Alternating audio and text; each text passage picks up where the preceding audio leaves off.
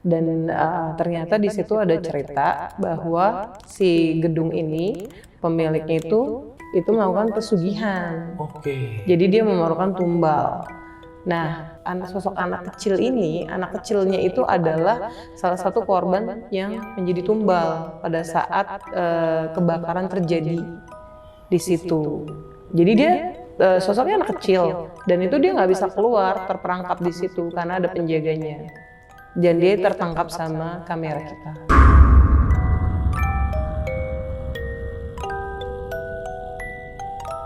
Assalamualaikum warahmatullahi wabarakatuh. Salam sejahtera untuk kita semua. Kembali lagi di Lonceng Misteri bersama gue Gilang Haditya.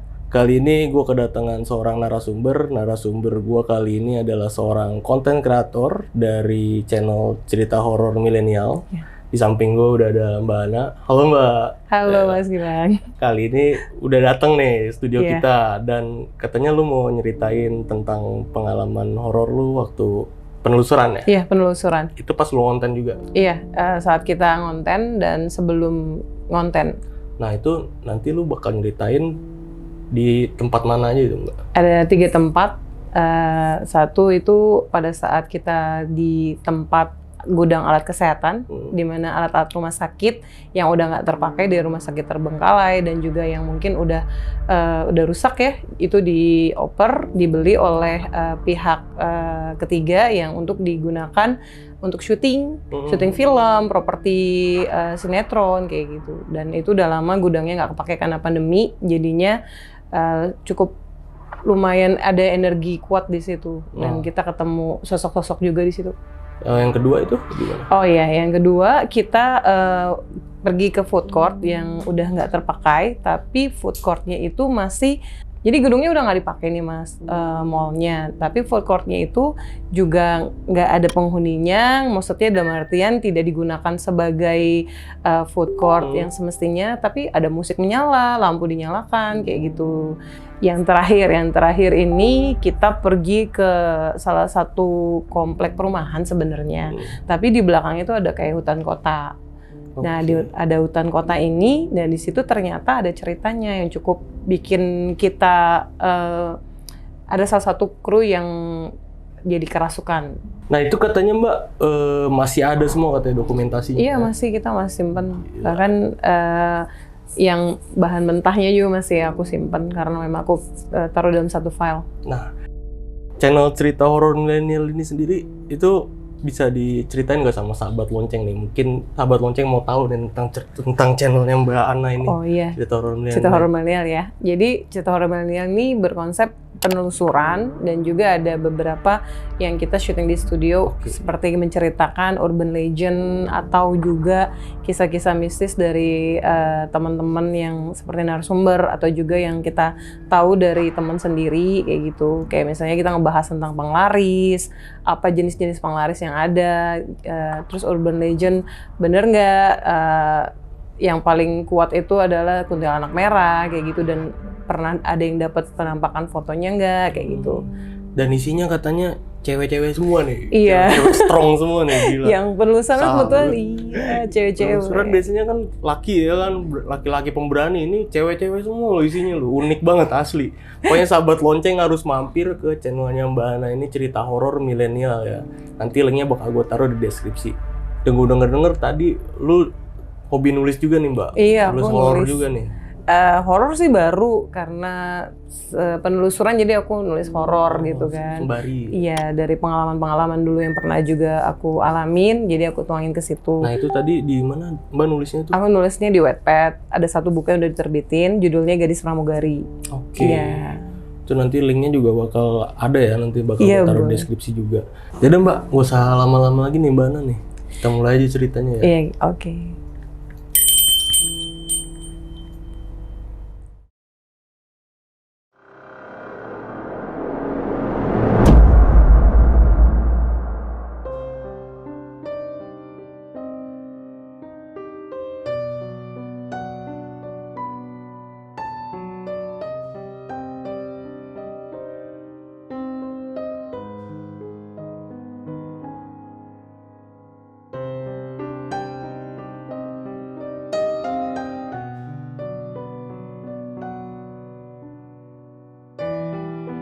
Jadi waktu itu kan kita mau nelusur ke gudang alat kesehatan itu ya, dan pertama itu aku tanya sama yang punya gudangnya, karena kita harus selalu pakai izin untuk melakukan penelusuran di suatu tempat yang mau mencari untuk syuting pribadi kayak yang alat-alat rumah sakit seperti lampu operasi, terus juga meja operasi, sampai ke alat-alat bedah itu mereka punya. Bahkan yang paling banyak sih di situ yang aku lihat ya adalah tempat anestesi. Jadi alat untuk menganestesi pada saat kita mau operasi. Tapi rata-rata alat anestesinya itu udah pada tua-tua banget. Jadi bentuknya tuh ada yang seperti kayak timbangan besar gitu. Tapi aku tanya ini fungsinya buat apa? Ternyata buat anestesi. Dan yang alat-alat itu ternyata memiliki banyak sosok-sosok yang nempel di situ. Iya, di barang. Iya, di barangnya. Jadi membuat gudang itu cukup sesak. Padahal kita cuma menelusur tuh cuma bertiga. Aku, Ari, dan Disa. Dan adiknya Disa, Bimo, yang suka nemenin, dia nunggunya di luar kayak gitu. Nah tapi itu kita berasanya seperti banyak orang gitu, seperti di lapangan yang penuh dengan orang. Padahal itu kita cuma bertiga aja. Gitu. Dan Ari sebagai kameramennya di situ. Akhirnya aku tanya kan sebelumnya sama si penjaganya, Pak ada kejadian apa di sini sampai kelihatannya kok banyak banget sosok-sosoknya di sini. Jadi bapaknya cerita kalau memang alat-alat ini biasanya dari rumah sakit terbengkalai atau juga dari alat-alat yang udah nggak dipakai lagi karena rusak atau rumah sakitnya ingin ganti yang baru kayak gitu. Dan pasti di situ udah pernah ada orang yang meninggal di meja operasi atau pada saat lampu operasinya dipakai pasiennya mungkin meninggal di tempat seperti itu. Jadi ya agak sedikit horor juga gitu kan ya. Nah, mereka pun bilang kalau alat-alat yang didatangkan ke gudang itu harus mereka mandikan terlebih dahulu. Jadi selalu ada ritualnya kayak gitu. Jadi dimandikan dengan air doa, biasanya setelah itu baru bisa disimpan. Kalau enggak, mereka pada saat bekerja juga di situ, misalnya ngangkat barang ke mobil, nah itu pasti ada yang celaka gitu loh. Ada yang kakinya terkilir, ada yang kayak didorong jatuh, kayak gitu Mas. Itu orang situnya yang mandiin? Iya, orang yang mandiinnya. Tapi itu airnya dari orang pintar gitu. Unik juga ya berarti tempatnya. Iya, makanya kita datang ke situ karena aku dengar seperti itu kan. Jadi kita mau melakukan kayak explore, bener nggak sih gitu ada sosok-sosok yang katanya bisa mencelakakan kalau misalnya alat-alatnya itu tidak dimandikan atau misalnya ada orang jahat yang mau masuk ke situ terus mau mencuri atau apa. Dan bahkan si penjaganya sendiri pun udah sering banget, dia itu kan suka, dulu ada ikan katanya di situ. Sekarang ikannya udah nggak ada. Udah ada akuarium kecil gitu. Dan dia tugasnya untuk ngasih makan ikan. Jadi biasanya lampunya sudah dimatiin kalau nggak ada yang ngambil alat-alat. Nah pada saat dia mau memberi makan ikan itu selalu malam-malam karena kebetulan dia punya keluarga kan. Dia datang ke situ, dia harus nyalain lampu dulu. Nah pada saat dia nyalain lampu, dia pastiin banget kalau nggak ada alat-alat itu yang nempel ke colokan listrik gitu loh. Jadi kan pasti takutnya ada korslet atau apa. Jadi itu pasti nggak dinyalahin karena lampunya masih menyala, alatnya beberapa sebagian masih bisa digunakan gitu loh Mas. Tapi karena memang udah nggak dipakai sama rumah sakit, ya dijual aja untuk properti syuting gitu. Nah akhirnya sama dia, itu dia pastikan udah pasti nggak ada yang nempel-nempel di colokan kan. Pada saat dia lagi balik badan gitu ke akuarium, dia ngasih makan ikan, tiba-tiba alat operasi itu salah satunya kata dia nyala, pertama lampunya gitu nyala. Dia kaget kan, karena kan tiba-tiba terang. Karena lampunya terang tuh yang besar banget. Dia nengok, terus dia kaget. Terus nggak lama, mesin salah satu kayak mesin buat anestesi gitu nyala. Tapi itu nyolok nggak listrik segala? Nggak nyolok. Buset, nyala Gitu. sendiri? Iya.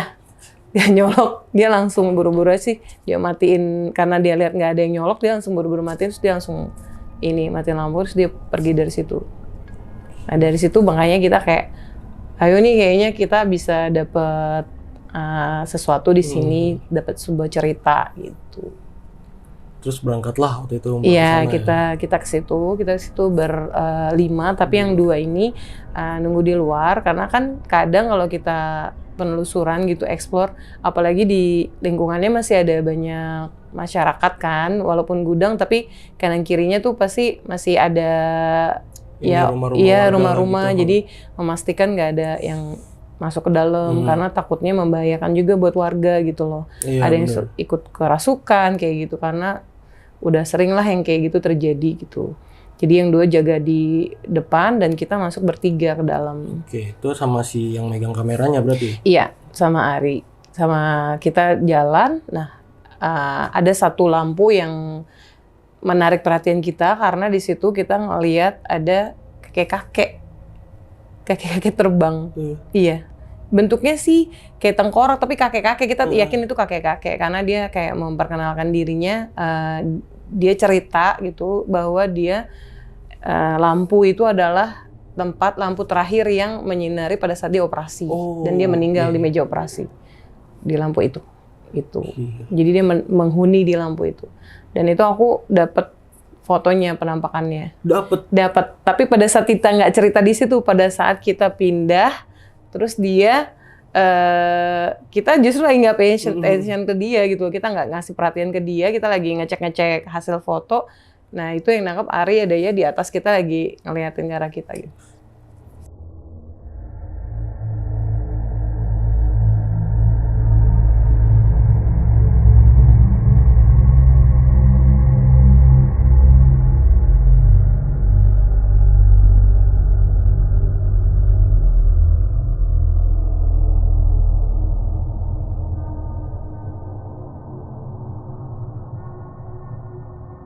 Terus ada kejadian apa lagi situ?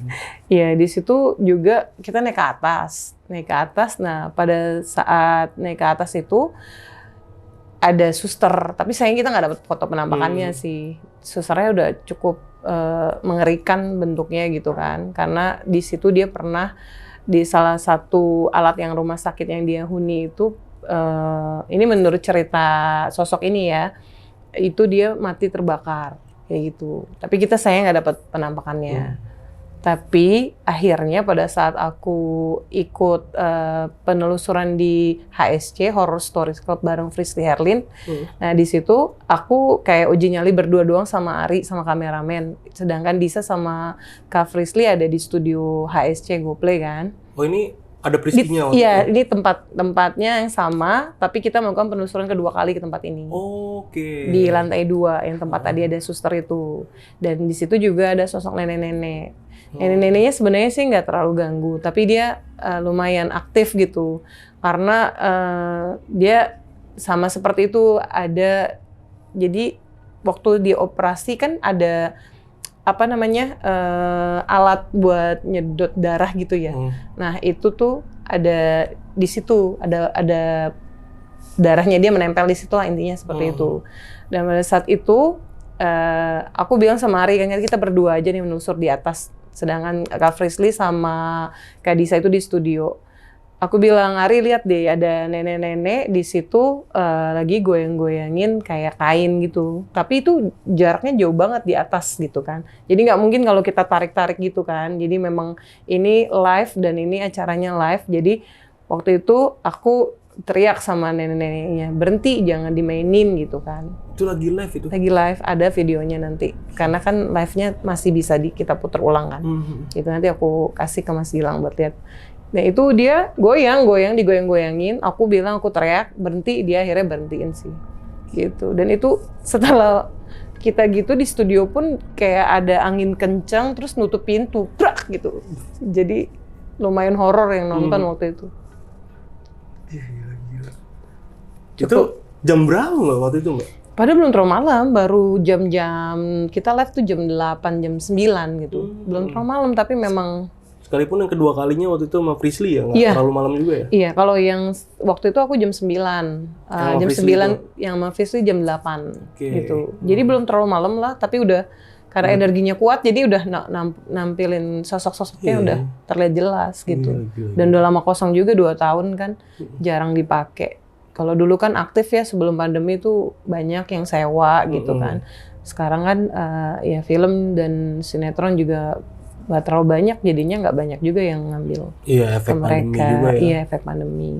Jadi makin kuat lah mereka tuh. Bener. Di situ, penghuni. Gila.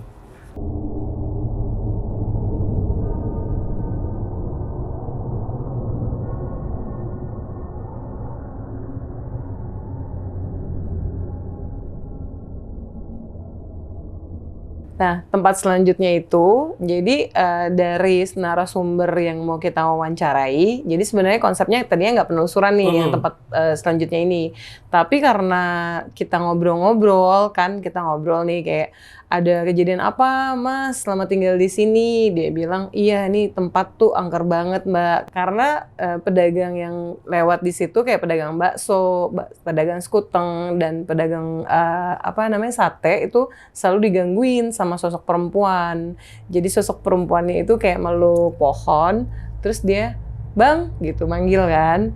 Nah abangnya celinguk itu nggak ada orang, terus Bang sini katanya. Karena suaranya dari atas pohon, ya abangnya nengok kan gitu. Udah lama nggak lewat sini gitu, abangnya langsung lari ninggalin gerobaknya, kayak serem banget gitu kan, pasti udah ninggalin. Terus akhirnya lapor ke Pak RT setempat itu, bilang kalau temenin dong ngambil gerobak karena takut. Nah karena sering sekali kayak gitu lapor ke Pak RT, akhirnya Pak RT daerah situ kayak punya banyak cerita kan, dan akhirnya warga juga tahu ceritanya dari Pak RT ini gitu. Ini di kota mana aja? Di kota mana? Jakarta Timur. Jakarta Timur. Iya. Kita nggak sebut Di daerah. Cijantung lah. Oh, sebut Cijantung. Sebut aja Cijantung. Cijantung ya. Iya. Okay. Nah di situ kan kayak ada semacam kayak hutan sih, hutan kota gitu, hutan kecil lah. Kalau sebut kebun kayaknya nggak cocok, tapi lebih ke hutan karena banyak banget pohon-pohon udah tua besar kayak gitu kan. Pohon-pohon beringin Iya, gitu ya. bukan beringin, lebih ke pohon randu gitu. Yang tinggi besar. Jadi makanya aku sebut kayak hutan gitu loh. Karena memang bukan kebun. Kalau kebun kan ya tanaman-tanaman gitu. Nah, di samping situ di pinggirnya ada Kali Ciliwung. Gitu. Deket banget deh, kalau nyebrang tuh udah aksesnya ke Lenteng Agung. Gitu, lewat Kali Ciliwungnya. Nah, gimana ini? Pokoknya ada, kalau orang Cijantung mungkin tahu ya. Kita juga tahu dari temen. Nah, kemudian awalnya kan cuma mau wawancarin narasumber yang punya pengalaman horor gitu. Karena si tukang-tukang ini selalu meninggalkan gerobaknya, terus ngelapor sama Pak RT minta dianterin untuk ngambil gerobaknya karena takut sama si sosok perempuan ini yang mengganggu kan. Jadi kita yang, wah banyak nih ceritanya. Kita ke situ. Kita awalnya untuk wawancarain salah satu warganya. Pada saat kita wawancara, tiba-tiba benar ada sosoknya itu manggil salah satu tim aku, namanya Kiki gitu. Kita nengok semuanya. Itu kedengeran. Dan karena kita kedengeran semua, terus aku lihat sosoknya, aku langsung foto gitu. Tapi begitu aku foto dia langsung kayak gitu bergerak. Jadi aku cuma dapat setengah foto, tapi kelihatan jelas kok masih kayak gerakannya dia tuh ada api gitu. Iya, karena kan tangkap foto itu ya. Ketangkap foto. Nanti aku kasih juga ke Mas Gilang.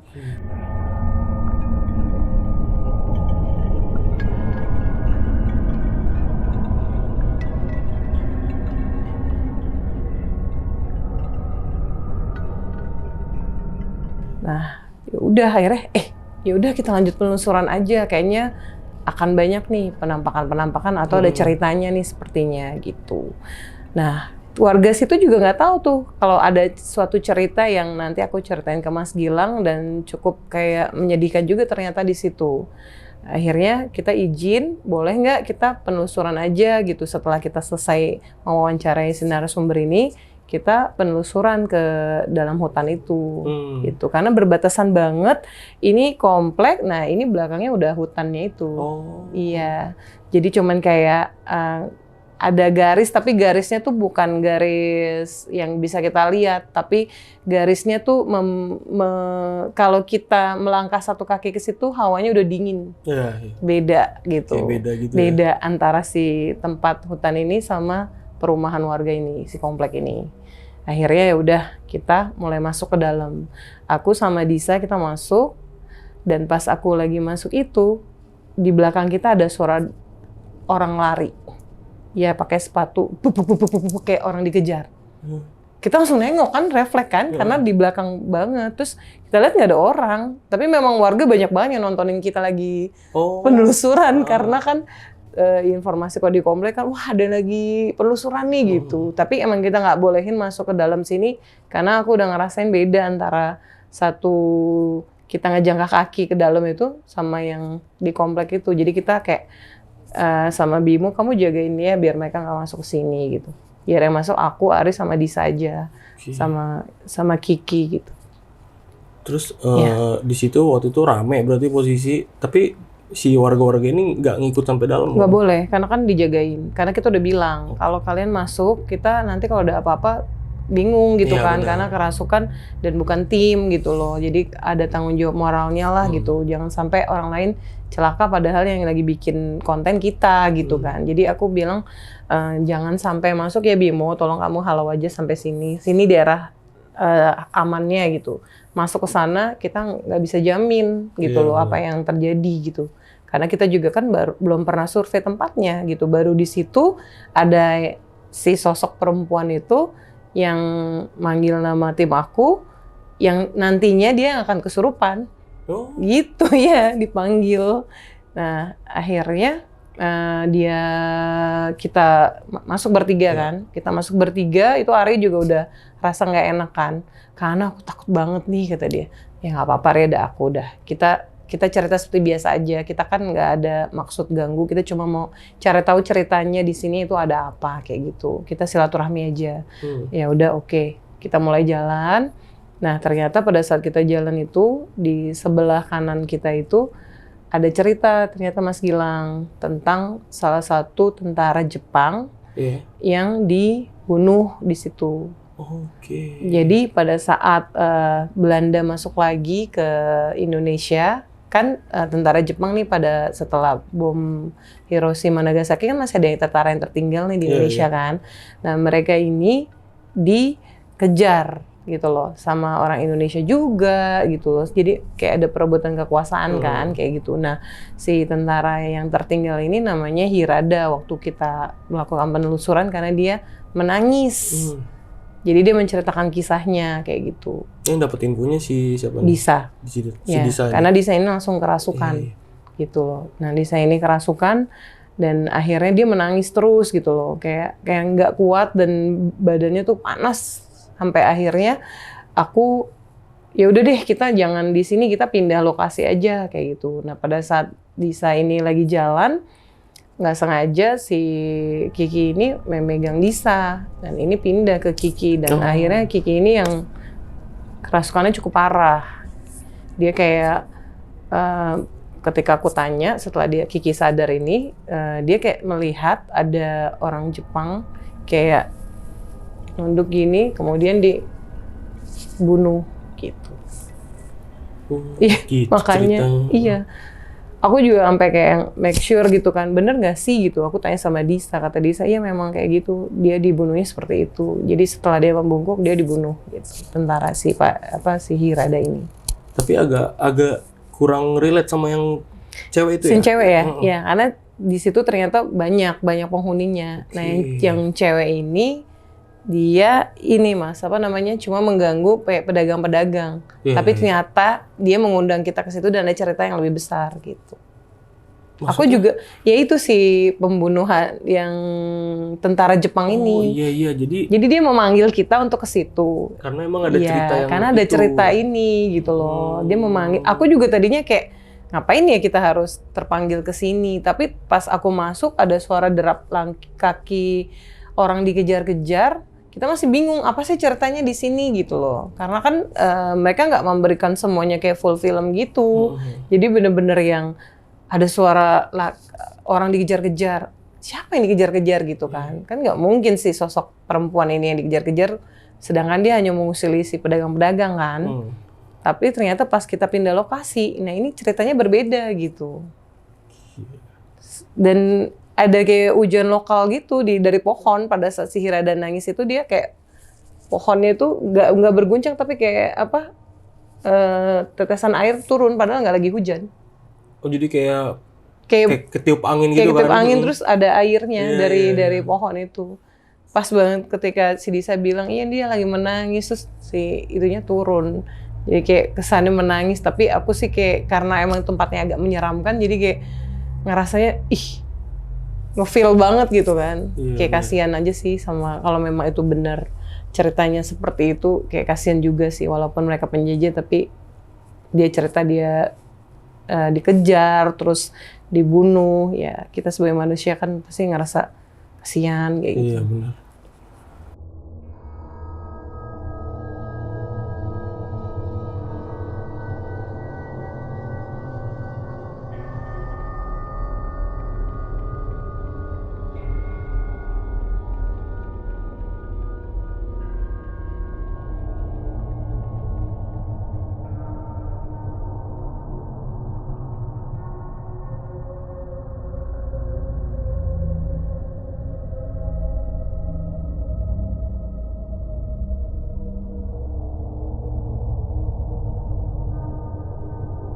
Oke, tempat yang juga punya cerita lumayan cukup sedih pada saat kita penelusuran itu, dan itu juga ada sosok anak kecil tertangkap di penampakannya di kamera kita. Itu ceritanya adalah kita kan bingung gitu loh, kok tempat ini kan udah terbengkalai, maksudnya udah lama nggak dipakai, walaupun masih terawat gedungnya.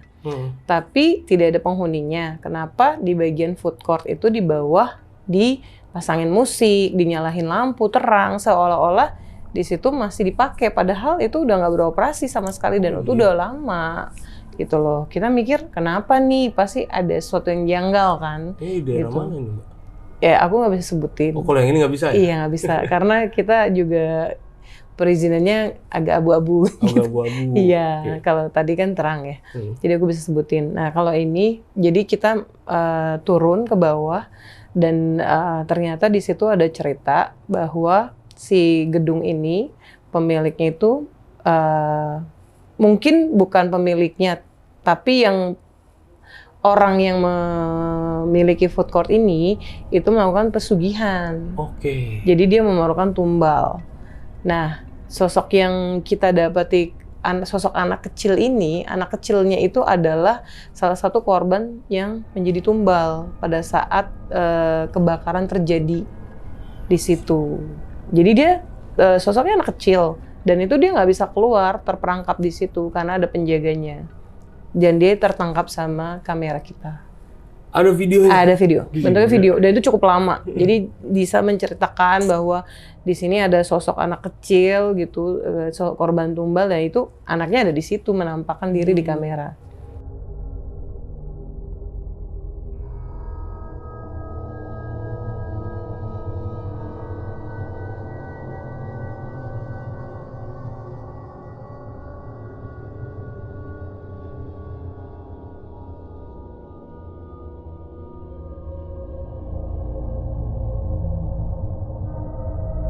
Dan itu kita syuting kita penelusuran jam 3 sore dan bukan malam, itu sore. Dan itu ada sosoknya tampak jelas di situ. Dan ada kayak si penjaga tumbalnya itu pun tertangkap. Bentuknya seperti tangan berbayang hitam gitu dia. Terus kita slow motion aja biar lebih, karena cepat sekali gerakannya. Hitam kayak jubah hitam pelahap maut ya. Kalau di Voldemort kayak gitu, bentuknya kayak gitu. Terlihatnya, iya. Dia benar-benar ketangkap kamera ya? Ketangkap kamera. Banyak sih kita juga cerita-cerita yang lumayan ada ceritanya dan tertangkap di kamera. Gitu. Dan itu emang udah jelas ya, berarti pesugihan ya, si yang punya ininya? Iya, yang punya wilayahnya, tempatnya. Lakukan pesugihan karena memang buat apa dilakukan si food court yang nggak kepake ini tetap diperlakukan seperti seolah-olah itu masih dipakai. Ada musiknya, ada lampunya, sedangkan ruangan yang lain itu gelap. Maksudnya dinyalakan lampu, cuma di bagian food court aja. Iya. Dan di situ banyak sosok-sosok yang ketangkep, padahal itu masih jam 3 sore. Jam 3 sore loh, gimana kalau malam lewat jam 12? Iya, dan Ari denger teriakan kayak minta tolong gitu. Tolong, iya. Gila. Makanya dia udah lemes sebenarnya, cuman karena kita pegangin gitu kayak ya udah ada kita, ya udah ayo kita harus tahu nih ceritanya apa gitu. Jadi ada yang paling sensitif kalau walaupun dia nggak bisa melihat sosok-sosok itu, tapi dia sensitif lah gitu loh. Apakah terhadap kalau misalnya itu nakutin gitu. Nah, terus yang waktu itu di tempat itu nih, kita nggak nyebut nih lokasinya di mana, tapi tempat itu tuh rame kah kiri kanannya rumah-rumah? Rame. Gedung-gedung. Gedung-gedung. Gila. Di daerah Jakarta Selatan. Jadi kan gedungnya lumayan tinggi-tinggi ya. Nah, ini menarik nih. Kayak mungkin banyak dari penonton dari Lonceng Misteri yang emang banyak yang skeptis ya, kayak nggak percaya nih kayak gitu-gitu. Nah, tapi kalau emang udah ada buktinya kan? Sebenarnya sih itu balik lagi ke penonton ya, balik lagi ke orangnya. Mereka pasti ada gitu kan, tapi mau dipercaya atau enggak dan ceritanya seperti apa.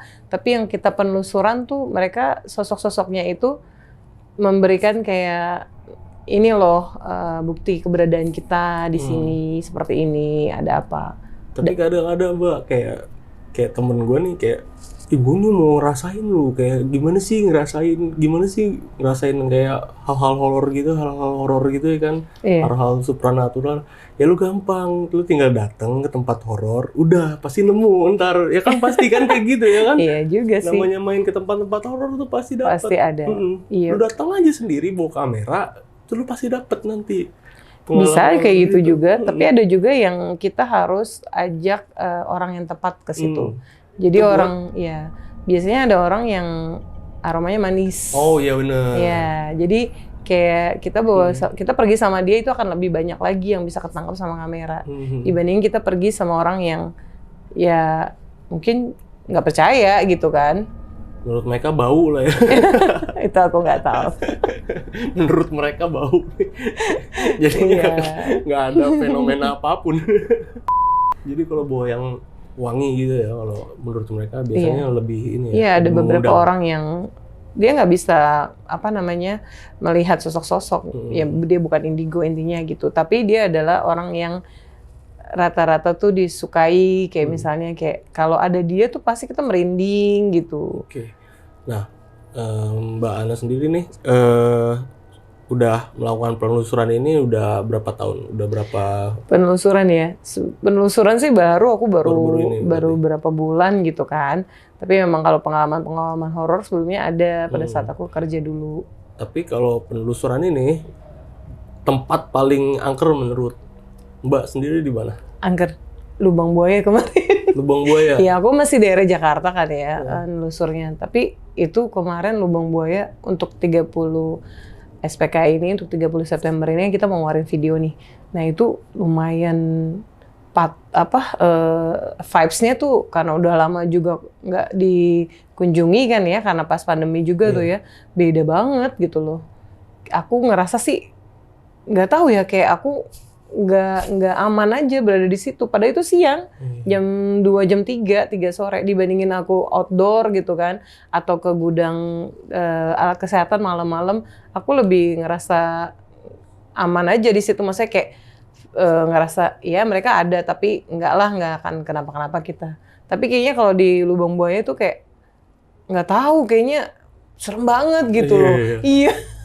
Jadi aku beneran pada saat kita explore ke situ, aku duluan keluar dari yang ada dioramanya kan, banyak tuh ada kayak bekas baju korban kayak gitu kan, yang masih ada darahnya gitu kan. Iya kayak gitu tuh, aku langsung keluar, aku izin duluan ya. Kenapa? Karena nggak enak feeling gitu. Baru kali itu aku skip gitu. Tempat-tempat yang lain aku masuk aja. Itu mengeri sih Lubang Buaya sih itu. Iya. Terkenal juga kan, emang angker juga kan, parah. Aku belum tahu sih kalau tempat-tempat yang lain yang maksudnya YouTuber atau konten kreator lain udah pernah ke sana. Mereka bilang ini lebih serem karena kan aku belum pergi gitu. Beda-beda juga kan. Iya, beda-beda pendapatnya. Iya. Makanya setiap ada yang cerita penelusuran di sini, pasti gue tanya, menurut lu paling serem yang mana nih? Iya, pasti gitu. Pasti mereka punya tempat favoritnya masing-masing. Karena kadang satu tim nih beda loh tempat favoritnya. Benar, iya. Iya, nggak sama biasanya. Tapi kita sepakat sih kemarin tuh Lubang Buaya. Iya, Lubang Buaya. Lubang Buaya. Karena histori juga ya. Iya, dan memang kan di situ ya ada yang korbannya gitu kan nyata. Naas. Justru yang di lubang buayanya itu nggak terlalu ada vibes yang gimana. Justru yang patung-patung, yang dioramanya, yang ruangan-ruangan tertutupnya yang nggak pernah kena matahari itu yang bikin kita wah beda banget rasanya tuh ke situ. Tapi ya nggak ada kejadian apa-apa waktu itu di situ. Ada sih, tapi ini yang ngalamin Ari. Dia sampai, Kana boleh nggak aku ditemenin? Kenapa? Patung itu ngedip sama aku. Serius? Iya, dia ngomong gitu. Aku biasanya kalau aku atau Disa yang memang lumayan peka dan sensitif gitu, oke lah gitu, itu udah biasa gitu kan. Tapi ini Ari yang cuma yang ngerasa feel nggak enak, tapi dia sampai bilang itu patung ngedip gitu sama dia. Ya di dalam museumnya itu? Iya. Nggak di dalam museum, yang di luar itu dekat lubang buaya itu kan ada yang ada suaranya itu kan. Nah, itu di situ. Patungnya tuh memang tampak nyata banget jadinya deh. Coba deh main ke sana. Itu padahal bukan malam ya? Enggak, gimana malam? Cobain. Kalau malam. Gue sore aja. Thank you banget nih Mbak udah mau cerita-cerita nih di channel Lonceng Misteri, dan buat sahabat lonceng nih jangan lupa mampir ke channelnya Cerita Horor Milenial punya Mbak Ana ini. Pokoknya seru banget di situ, banyak penelusuran, banyak video-video penelusuran ya pastinya. Rata-rata penelusuran yang semua. Tadi juga diceritain itu ada semua kan? Ada. Pokoknya jangan kapok deh main-main lagi sih. Iya.